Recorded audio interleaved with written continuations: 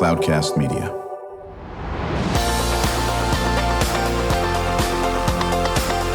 Drew Schlosberg Spotlight on the Community Show, amplifying the voices of social impact organizations, entrepreneurs, local nonprofits, and other community champions who shape the culture, creativity, and connectivity of San Diego.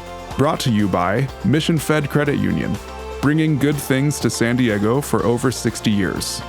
Learn more about what is good for you and good for all by visiting www.missionfed.com.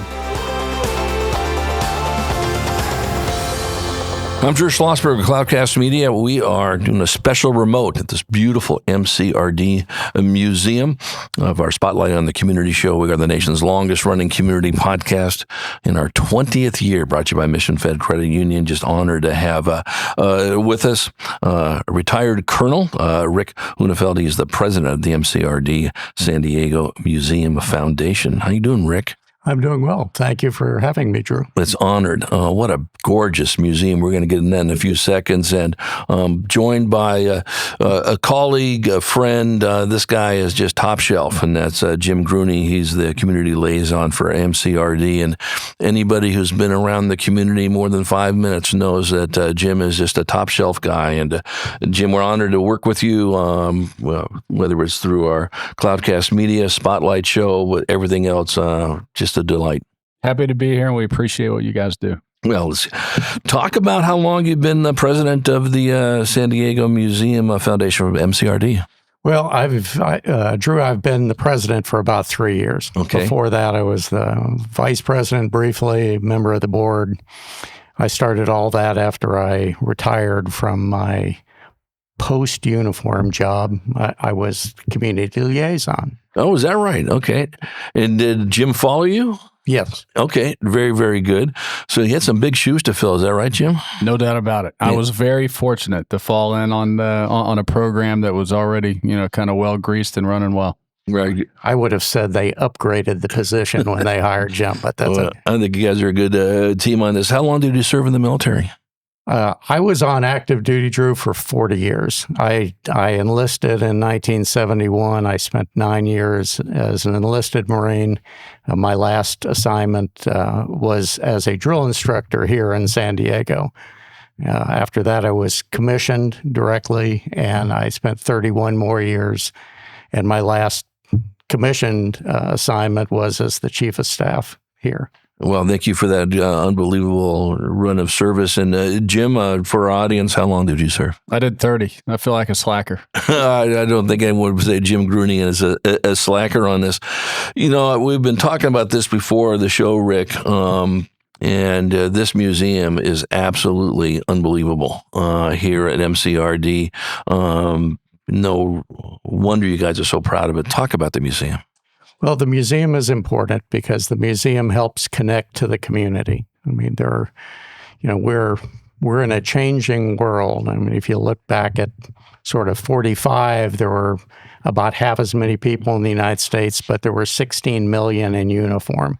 And everybody had someone in their family or a close associate that was in the military. That's not necessarily the case anymore with a much smaller all-volunteer force. And so we look for opportunities to connect to our broader community. And the museum and a shared history is part of how we do that. This museum has been around since the 80s. It's one of 3 official Marine Corps Command museums, and its job is to help tell the story of the Corps to a greater population. My foundation supports that effort. Well, Jim, the first time you brought us in here when we did a previous remote, that the jaws dropped. I'm not sure what I was expecting, but I wasn't expecting this beautiful museum. It has got the history, and I think, Rick, we were talking about before, and Jim knows this, and I really give Jim credit for it, and I'm honored to have my dad's picture up in there. He fought in Guadalcanal in World War II and so forth. But this museum, Jim, is just something that's amazing. No, it's a hidden jewel, and one of the things we face being on a Marine Corps installation is security rules, and sometimes access can be tough. We'd love to open it up to a wider population, and it's open to the full population. You just have to sometimes work a little hard to get on. But great place with a ton of history that would benefit not only any individual in San Diego, but school groups, business groups, you name it. It'd be great for them to come. No, it's amazing. Matter of fact, I was talking to a friend of mine who's a history buff, and I was explaining with this museum and didn't even know it was here. I said, no, when you're here, you'll be spending about 15 hours in this thing, because he'll just absolutely get every second out of it. The artifacts you have in here, Rick, talk about that. Well, the artifact collection is great. I mean, we have been actively collecting since the museum's founding, but we've been lucky to also have 2 million or so alumni of the Marine Corps Recruit Depot San Diego, and every year we will get artifacts or partial collections from former Marines or the families of former Marines who want those items to be used to best benefit, and so we are constantly replenishing those collections, making sure that what is in our exhibits is the best and most thorough way to show whatever part of history is involved, all the way down back to your father's time. Right, exactly. So MCRD, was formed in what year in this region? Well, MCRD, that's a little bit of a complicated question. Right. Marines first came here into San Diego in the Mexican-American War, very brief landing. Then we came back in 1911, another brief sojourn through the area. We came for keeps, really, in 1913. But we were still an expeditionary force, really, over on North Island. The Marine Corps, though, had identified the need for a built-to-purpose West Coast Marine Corps base. And at the time, Colonel Joseph Pendleton made a pitch for San Diego to be the location. In a time when sometimes politics can get complicated, it's interesting that in 1915, the city of San Diego had a citizens' referendum, and they approved the granting of additional property to serve as a Marine Corps base, assuming that the Navy bought a piece of land. So that happened in the Congress acted in 16, and construction started shortly thereafter. By 21, the Marine Expeditionary Base was activated, and shortly thereafter it became the West Coast's training station, but it was still an operational base until 48.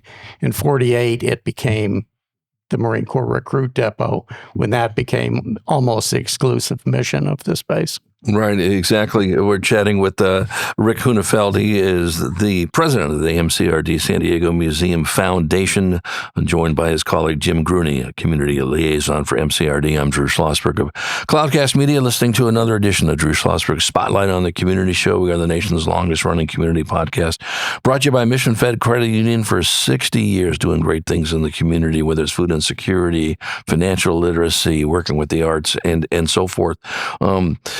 Jim, when was the first time you stepped foot in the museum?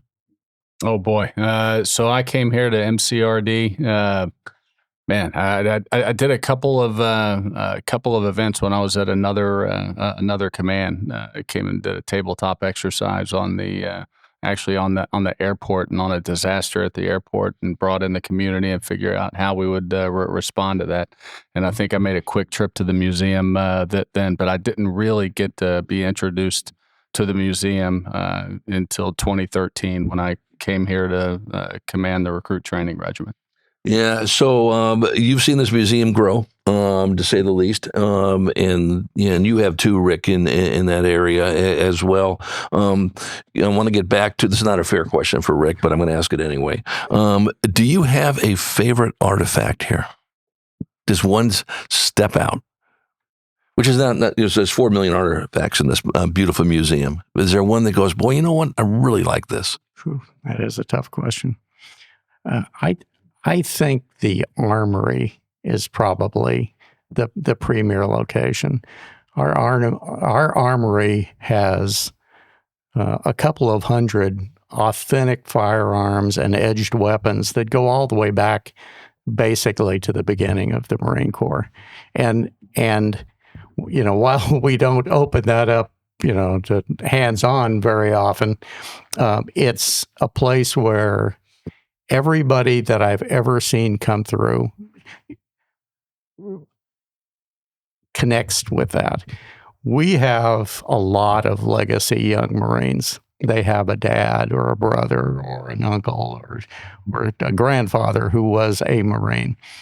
And so you see these family groups walking through, and that inevitably is one place where every single one stops, and that Marine veteran points out the weapon that he carried, or in some cases now she carried, while they were on active duty. And it's a way that they connect to their son or daughter who's done that transition as well. Well, it's funny you bring that up, Rick, because when Jim gave me a tour, and you're wonderful director of this museum, we went by the Armory. And he had to yank us out of there, for God's sake. And you're 100% correct. That is impressive. What's your favorite spot? Oh, I'd agree. I think that's it. It's tough to beat. There's a couple of other notable spots that I like to go to, and because it's my experience to be involved with both Desert Storm and OIF, is the room that really talks about those periods in the Marine Corps. And then we have one exhibit that's just amazing to look at. It's in our Vietnam era, and it replicates the tunnels of the Viet Cong in Vietnam. Mr. Bob Parsons actually paid for that, gave us a donation, and built the exhibit. And it's great to look at, interactive. It's neat to see. Right. So, Rick, and we're going to talk more about the history of the depot, of course, and the importance of the history of the Marines, of course, in our country, and especially in San Diego. But if someone who's listening to the podcast says, oh, my goodness, I didn't realize they had this unbelievable museum here at MCRD. Can I go? I'm not military. Talk about that. Well, they can. As Jim said, there can be challenges with access simply because our primary mission is training recruits in a safe environment. Right. But they can get here if they go to the MCRD Museum Foundation website. Just Google that. They can get directions to make contact with museum staff. They can do pre-clearances that way so that they're provided access at the gates, and they can get here and they can see a different part of history than most people understand. Right. And I think you and were chatting earlier. School groups can come. I know it could be a little cumbersome, and you have to certainly get the clearance from the district itself. But certainly anybody who is studying, U.S. history, 8th grade, they study U.S. history, 5th grade, and also in 11th grade, probably even 12th grade, government and economics. This is just a great learning environment. It's a living textbook, is it not? Oh, absolutely. This, there are, as I said, somewhere roughly 2 million young people have become United States Marines here. Right. And, we make Marines, and we win battles, and we return better citizens.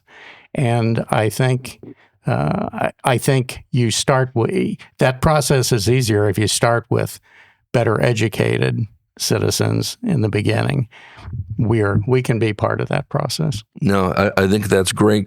So, Jim, when you bring someone to the museum, what is the first thing that your visitors say, besides the fact I didn't realize how big this is? Oh, the first thing they say is, I didn't realize this was here. Right. And I didn't realize the quality of the museum that you have here.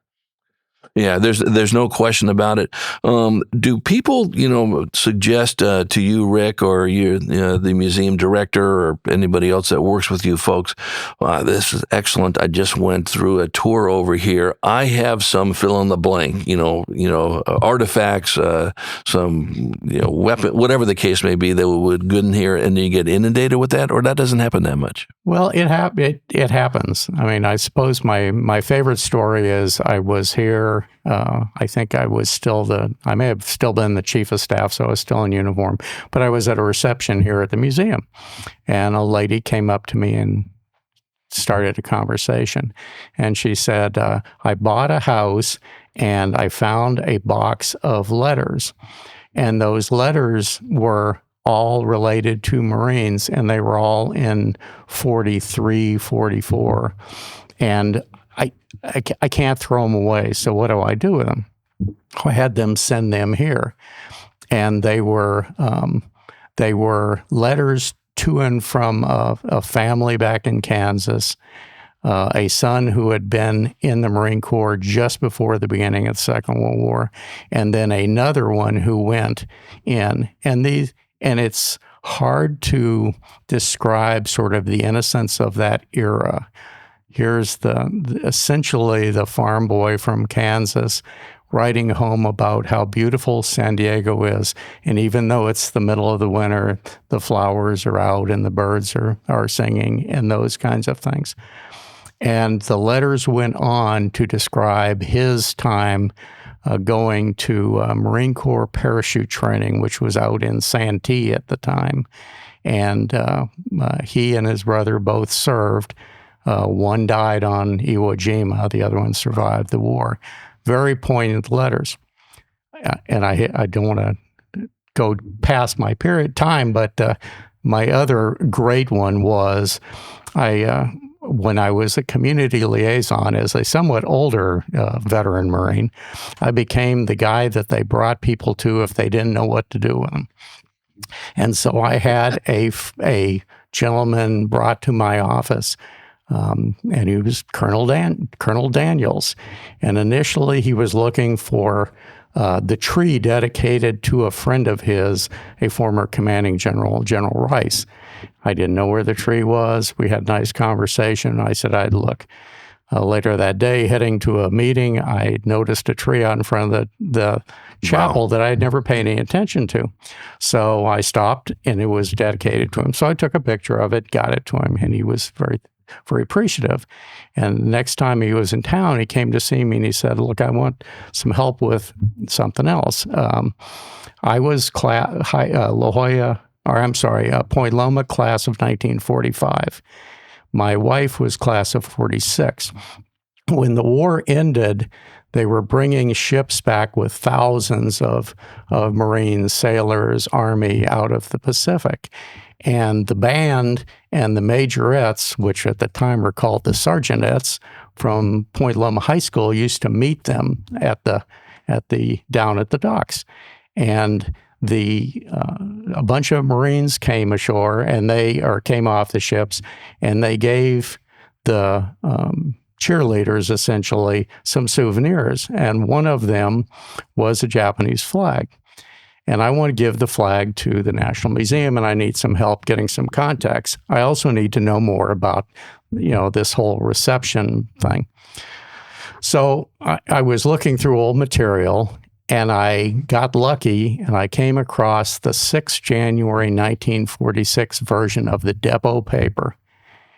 And it had on the front page a picture of 3 girls in their costumes with artifacts standing in front of a ship, and you could see Marines still on the ship. And I sent it to him, and it turns out the pretty blonde in it was his wife. Oh, my goodness. And that was the flag.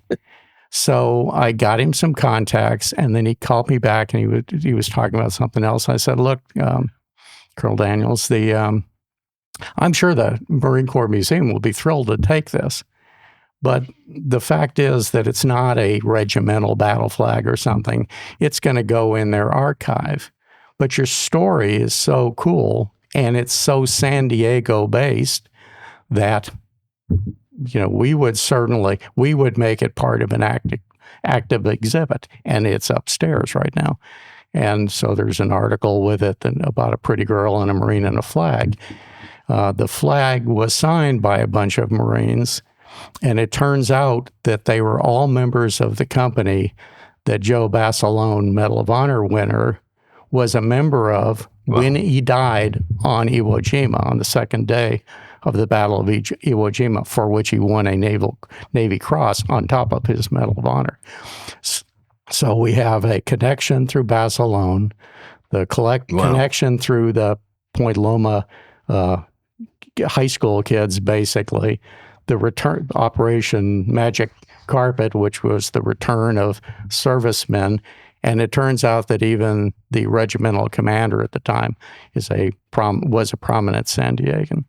That's an amazing story, and you probably have 4 million of those. Wasn't Basilone also at Guadalcanal, or am I making that up? That was his Medal of Honor. Okay, right. Okay. At the beginning of the war, he came back, and they wanted him to sell war bonds. I think he did that for a little while, but was uncomfortable, wanted to be back with his Marines, so he went back to the Pacific. When you do your banking with Mission Fed, you get great rates on auto and home loans. That's good for you, but something good also happens for a lot of other people. We're not for profit, so we put money back into the community to help lots of great nonprofits to keep San Diego strong. So you're not just getting something good, you're doing something good. Come to Mission Fed. It's banking that's good for all.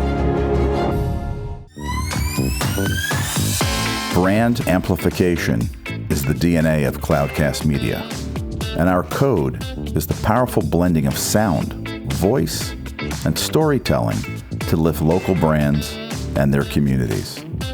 Whether it is our Brandcast, Schoolcast, or Causecast platforms, the unifying ethos is all about this community, the one you call home.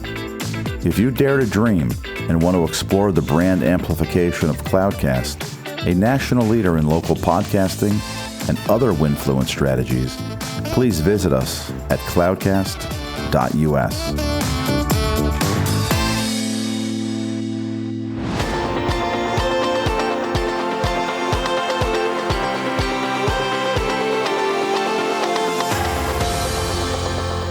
So, we're chatting with Rick Huenefeld. He's the president of MCRD, San Diego Museum Foundation, joined by his colleague Jim Gruny, community liaison for MCRD. I'm Drew Schlosberg of Cloudcast Media, listening to another edition of Drew Schlosberg Spotlight on the Community Show, brought to you by Mission Fed Credit Union. So, Rick, what can we do? What can our listeners do? And you can add to this too, Jim, to support the museum. Obviously, come to the museum, but what else can they do? Well, I would again say start by looking at our website. It identifies sort of ongoing projects and future ambitions, if you will. We have a major project that is nearing completion now. We have a monument that's going to be called Marine Spirit. It is based on the Joe Rosenthal photo of the flag raising on Iwo Jima in February of 1945.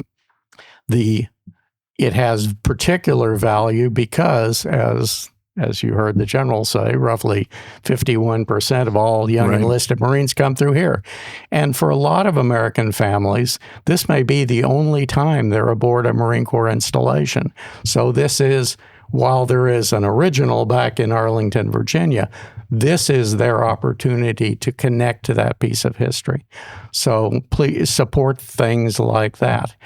We also have continuing requirements to help support museums. Museums, the depot's mission is to make Marines. The museum is important to the depot, and it's taken care of to the degree that it can. But appropriated funds to support museums are limited. And so the foundation supports with funding to refresh exhibits, to buy artifacts, to provide training, to provide, at times, things like help to get children's groups here and stuff like that. So just go to the website, look at the donate button or whatever the case may be, or here's some things you can support. Excellent. Jim, any final comments? No, before we completely run out of time, I was just hoping Rick would briefly talk about what the basic mission of the foundation is, and we mentioned Marine Spirit, but is there anything else going forward that's kind of long range that we're looking to do with the foundation? Jim's trying to get me in trouble. Okay, it's okay. This is only recorded going around the world, so it's all right. We love this museum. This is a historic building. This is a 1925 building. It is part of the historic district of the depot. State Historic Preservation Office has control of it. But it does have a challenge. And it has two big challenges. One, it's a 1925 building. Right. So when you look at climate control and 21st century IT support and things like that, it is a challenge. The second is, while we will bend over backwards to help people get aboard the Marine Corps Recruit Depot, there is something intimidating about facing a bunch of MPs at the gate if you've never had experience with that world. And so it inhibits people visiting. We have an opportunity that we are exploring to conceivably build a brand new museum. 21st, it will be consistent with the architecture, historic architecture, but it would be built in an area adjacent to a fence line and a gate, so that we can ease access. We can make it easier for people to get aboard and connect to our history.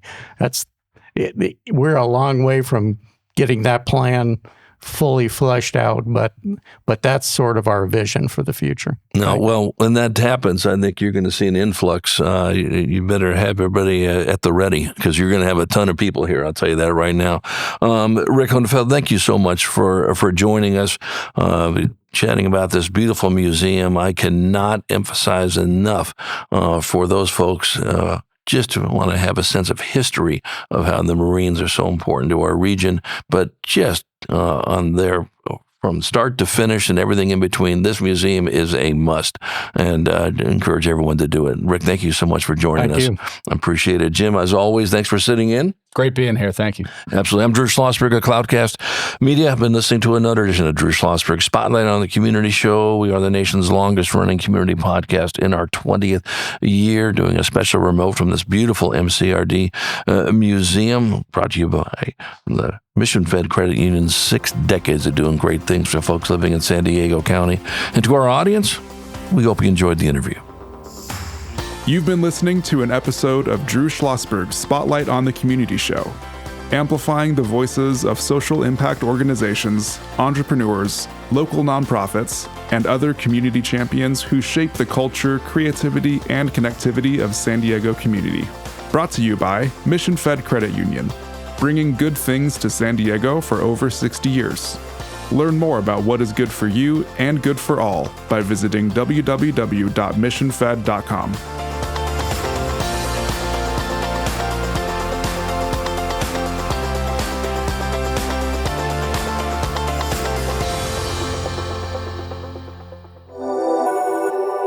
Cloudcast Media.